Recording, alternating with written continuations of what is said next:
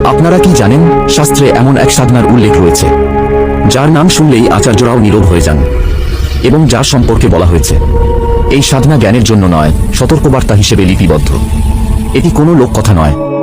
এর উল্লেখ পাওয়া যায় কুলার্ণব তন্ত্র, রুদ্রামল তন্ত্র এবং কামাখ্যা পরম্পরার সঙ্গে যুক্ত তান্ত্রিক গ্রন্থসমূহে। এই সাধনার নাম উচ্চারিত হয় সব সাধনা। তন্ত্রশাস্ত্র স্পষ্ট জানায় এই সাধনা সিদ্ধির জন্য নয়, বরং তান্ত্রিক পথে মানবচেতনার সবচেয়ে বিপজ্জনক সীমা নির্দেশ করার জন্য লিপিবদ্ধ। কুলার্ণব তন্ত্রে বলা হয়েছে এই সাধনা কেবল তাঁদের জন্যই গ্রহণযোগ্য যারা পূর্ণ সন্ন্যাস, পূর্ণ বৈরাগ্য ও পূর্ণ গুরু দীক্ষা গ্রহণ করেছেন। সাধারণ মানুষের জন্য এটি কঠোরভাবে নিষিদ্ধ। কেন?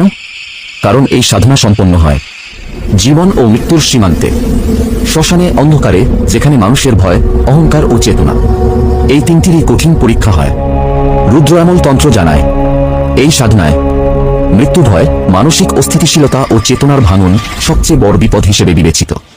এই কারণে এই শাস্ত্রে স্পষ্ট সতর্কতা উচ্চারিত হয়েছে যে অপাত্র এই পথে প্রবেশ করে সে সাধনা করে না, নিজেকেই ধ্বংস করে। ইতিহাসে বহু তান্ত্রিক এই পরম্পরা স্বীকার করেছে। পূর্ণ দীক্ষা ছাড়া এই সাধনায় প্রবেশকারীদের মধ্যে মানসিক বিপর্যয়, স্মৃতিলোপ ও প্রাণহানির মতো ঘটনাও ঘটেছে। এই কারণেই কামাখ্যা, তারাপীঠ ও ভৈরব পরম্পরায় এই সাধনাকে গোপন, নিষিদ্ধ এবং শুধুমাত্র সতর্কবার্তা হিসেবে গ্রন্থে সংরক্ষিত রাখা হয়েছে। এই সাধনা কখনোই সাধারণ মানুষের পথ ছিল না। এরকম সনাতন ধর্মের আরও অজানা কথা, অজানা তথ্য জানার জন্য আমার চ্যানেলটাকে সাবস্ক্রাইব করুন।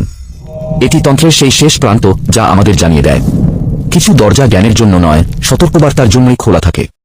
এই কারণেই তন্ত্রশাস্ত্রের শেষ বাণী বলে যে নিজের সীমা জানে না তার জন্য কোনো শক্তিই বর নয়।